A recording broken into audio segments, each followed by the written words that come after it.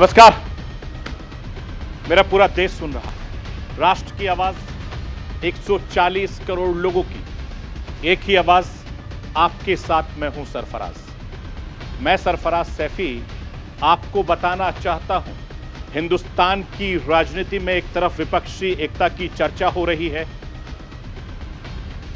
Bharatiya Janata party विरोधी खेमे में बड़ा होने पर बात हो रही है। हिंदुस्तान की राजनीति में कांग्रेस के ब्रांड राहुल पर बहस हो रही है।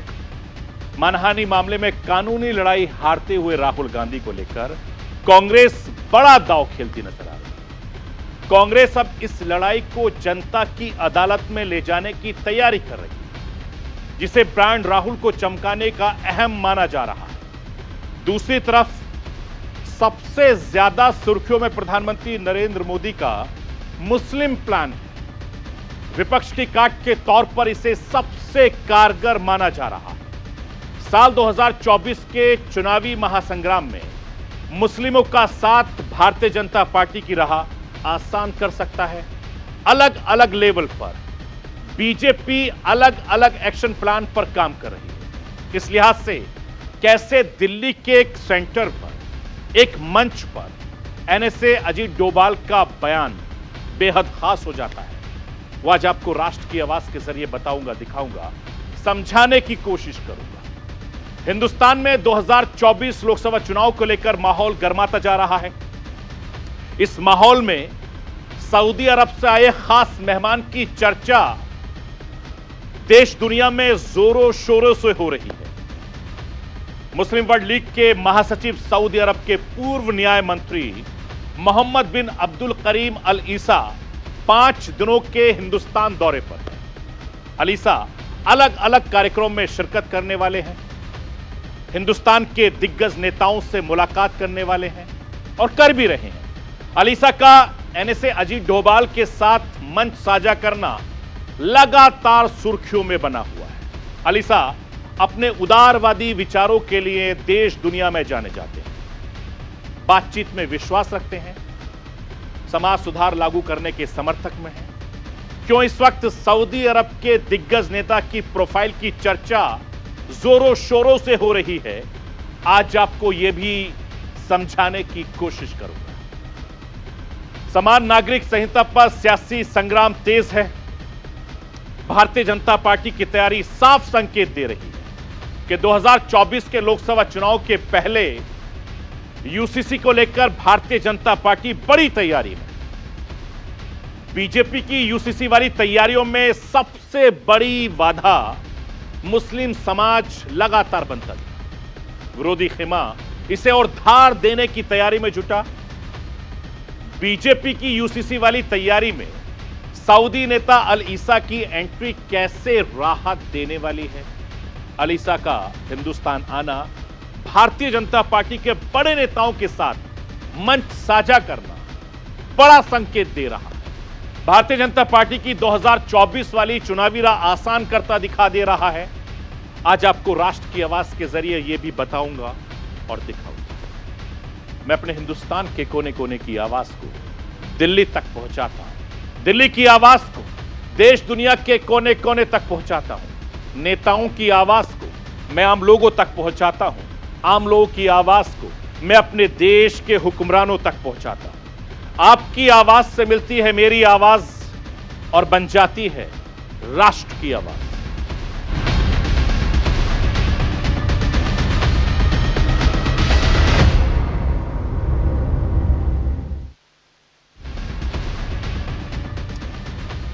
हिंदुस्तान की राजनीति में साल 2024 लोकसभा चुनाव का रंग चढ़ने लगा है।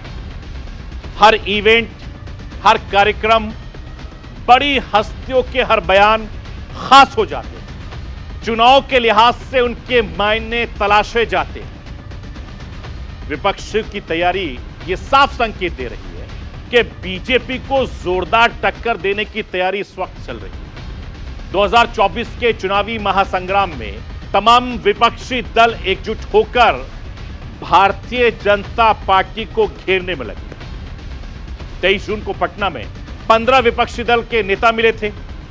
17-18 जुलाई को बेंगलुरु में विपक्ष की जो बैठक होने वाली है, उस बैठक में 24 दलों के नेता एक साथ आने की बात भी कही जा रही है। 15 की जगह 24 दल एक साथ मिलकर भारतीय जनता पार्टी के खिलाफ रणनीति पर मंथन करेंगे।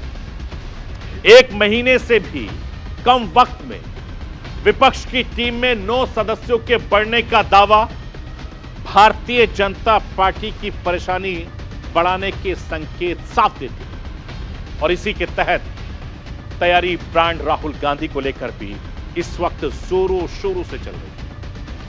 कांग्रेस की तरफ से साफ संकेत दिए गए, सेहरा तो राहुल गांधी के सर ही बंधेगा।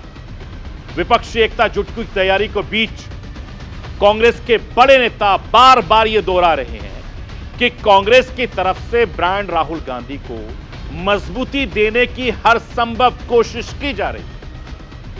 और बुधवार के दिन राहुल गांधी के समर्थन में एक बड़ा देशव्यापी अभियान देखने को मिला।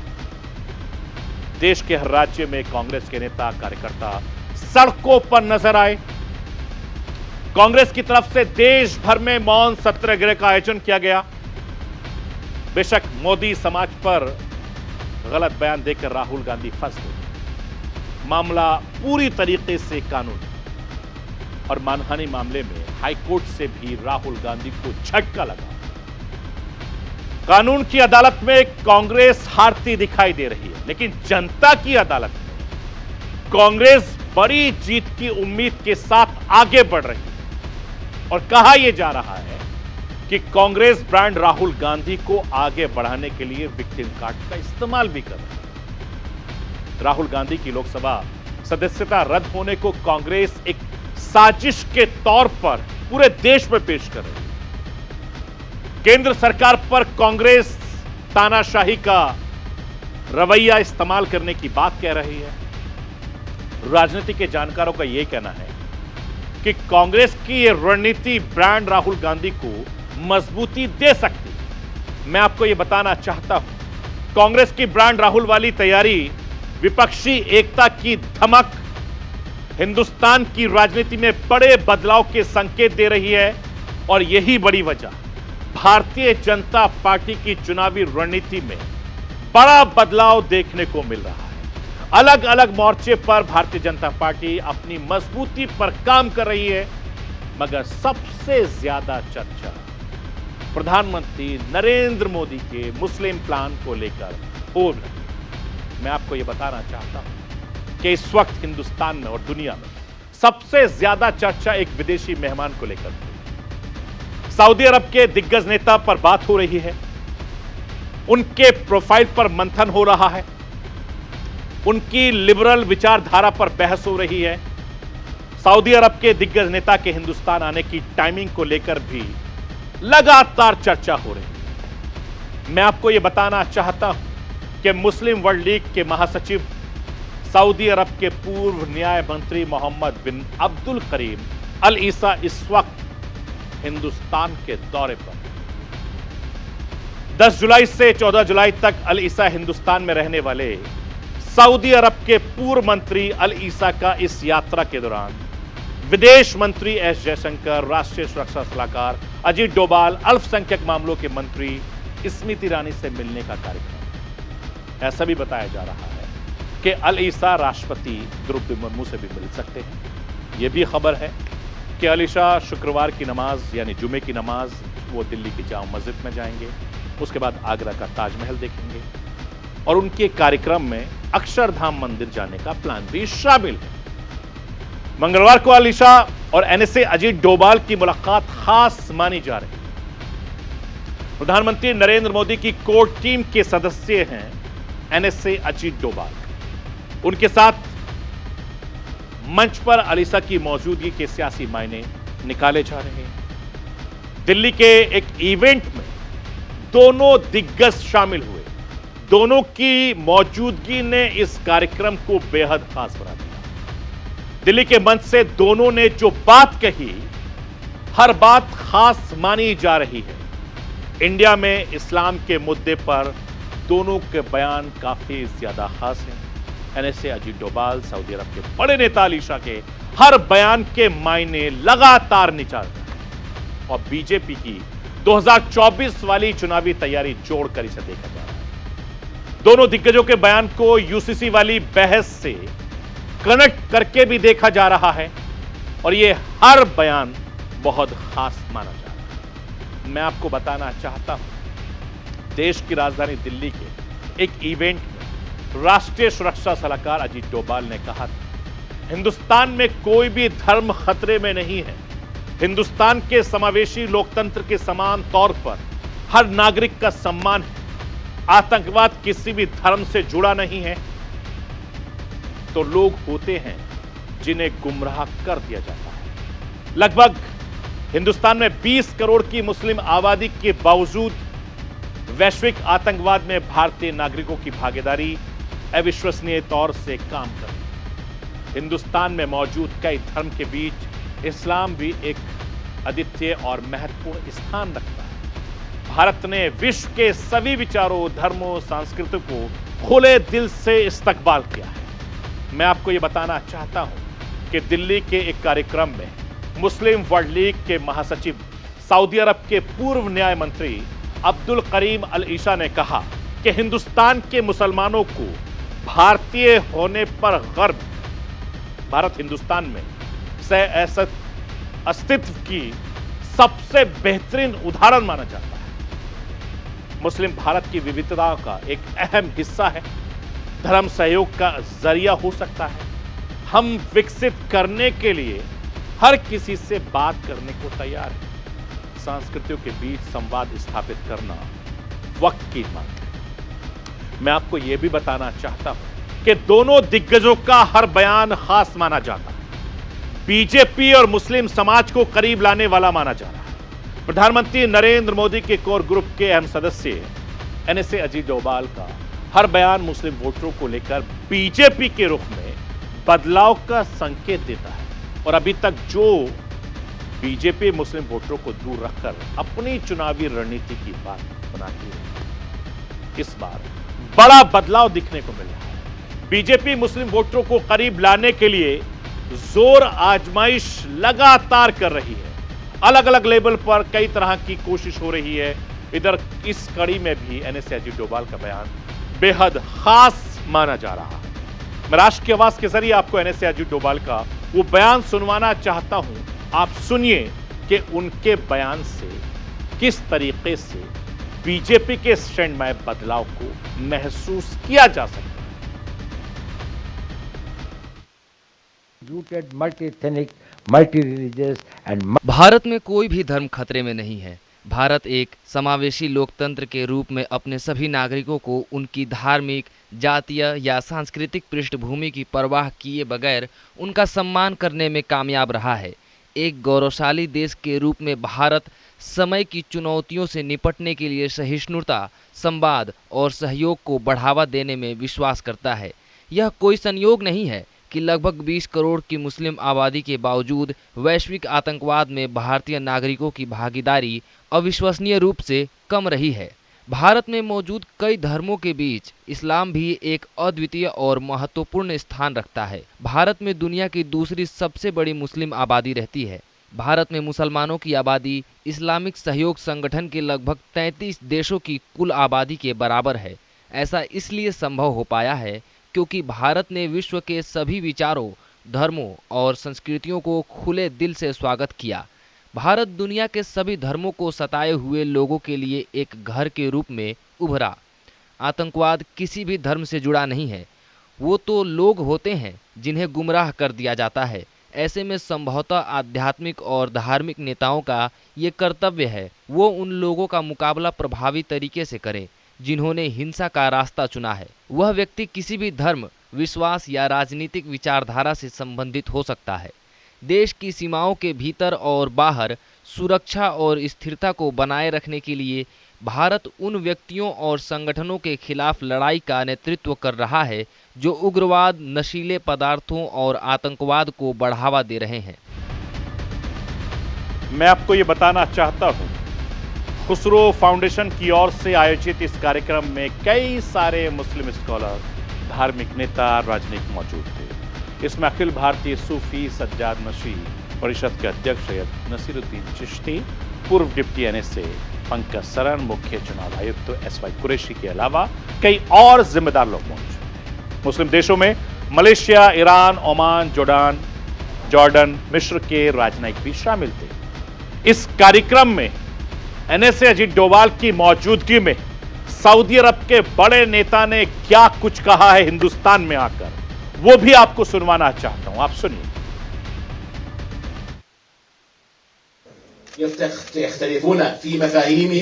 हम जानते हैं मुस्लिम भारत की विविधता का एक अहम हिस्सा है, धर्म सहयोग का एक जरिया हो सकता है।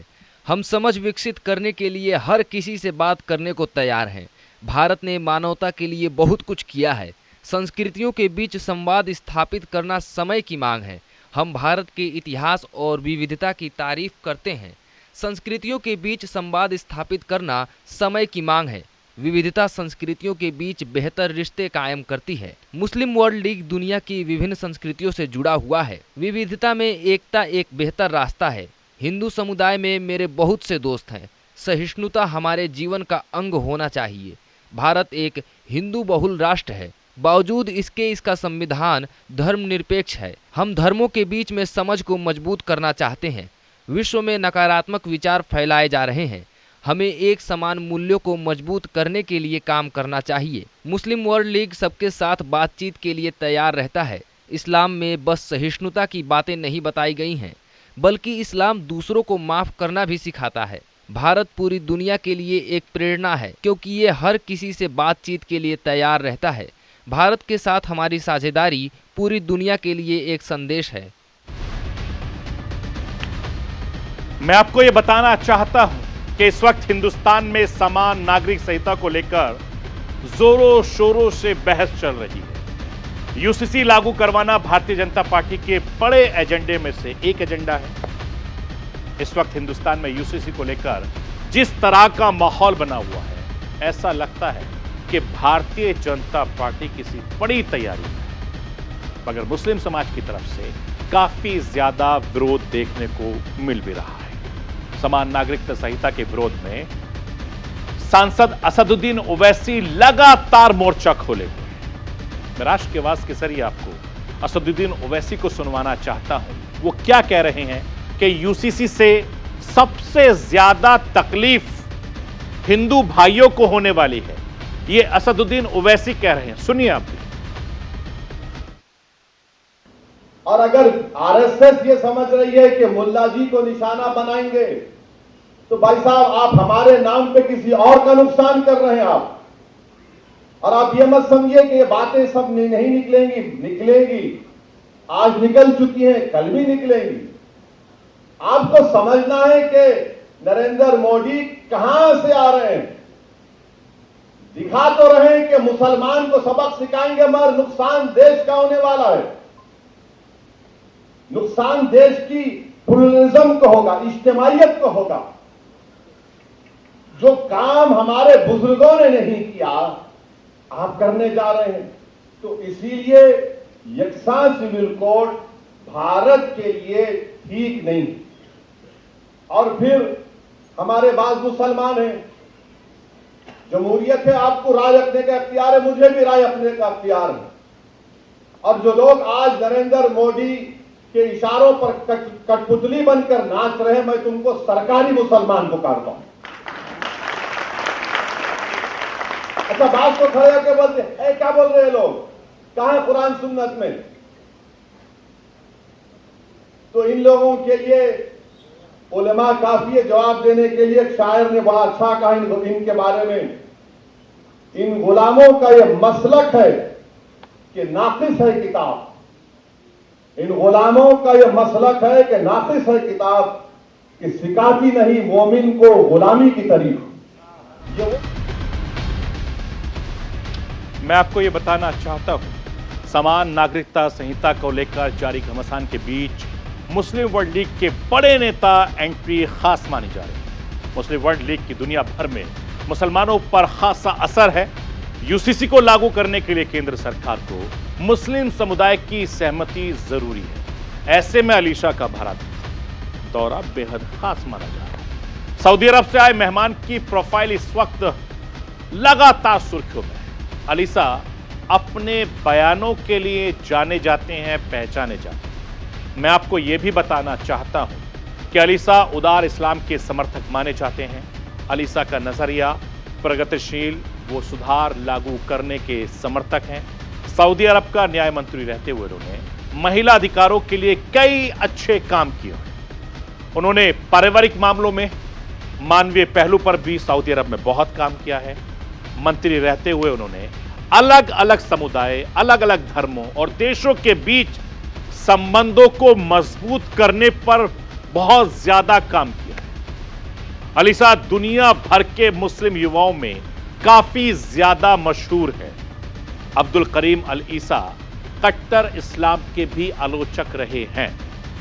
एक तरफ मुस्लिम देश आरोप लगाते हैं कि पश्चिमी देश मुसलमानों के साथ भेदभाव करते हैं, इस्लाम फोबिया काफी ज्यादा बढ़ रहा है, मगर ईसा इससे अलग राय रखते हैं। ईसा का कहना है कि जो लोग ऐसा मानते हैं पश्चिमी देश इस्लाम के विरुद्ध षड्यंत्र कर रहे हैं, वो दरअसल कॉन्स्पिरेसी थ्योरी के शिकार हैं। अलीसा एक पुराना बयान लगातार उनका सुर्खियों में है, जब उन्होंने कहा था कि बहुत से मुसलमानों के बीच एक गलत धारणा है, मुस्लिमों और इस्लाम के खिलाफ साजिश की जा रही है। लेकिन मेरे भाइयों, पश्चिमी देश धार्मिक देश नहीं। उन्होंने अपने धर्म को छोड़कर धर्मनिरपेक्षता को चुना है। तो आप ऐसा क्यों सोचते हैं? वो आपको निशाना बना रहे हैं। ईसा उन लोगों के कट्टर आलोचक भी माने जाते हैं जो बिना किसी वैज्ञानिक के आधार पर कुतर्क के जरिए धर्म के नाम पर उपदेश देते हैं। महिलाओं के हिजाब पहनने पर दुनिया भर में चल रहे विवाद पर भी उनका कहना है कि हिजाब ना पहनने से कोई महिला काफिर नहीं हो जाती है, उसे इस्लाम मानने से नहीं रोका जा सकता, बशर्ते पर्दा। सऊदी अरब के नेता अल ईसा के बयान, उनकी प्रोफाइल इस वक्त हिंदुस्तान में बहस का मुद्दा जोरों शोरों से बना है। इस वक्त जब हिंदुस्तान में मुस्लिम समाज का एक बड़ा तबका यूसीसी के खिलाफ हिंदुस्तान में खड़ा नजर आ रहा है, बदलाव के विरोध में लगातार विरोध प्रदर्शन कर रहा है, ऐसे वक्त में सऊदी अरब से अलीसा के इस्लाम के उदारवादी चेहरे को आगे बढ़ाते हुए नजर आते हैं। साल 2024 के चुनावी जंग में भारतीय जनता पार्टी की राह आसान बनाते नजर दे रहे हैं, और जिसके चलते लगातार भारतीय जनता पार्टी इस तरह के कई बड़े प्रोग्रामों पर काम कर रही है, कई बड़े प्रोग्राम चला रही है और मुस्लिमों को रिझाने की हर मुमकिन कोशिश कर रही है। तो ये थी राष्ट्र की आवाज। बाकी खबरों के लिए आप बने रहिए न्यूज इंडिया के साथ। कल रात 9 बजे फिर होगी मुलाकात।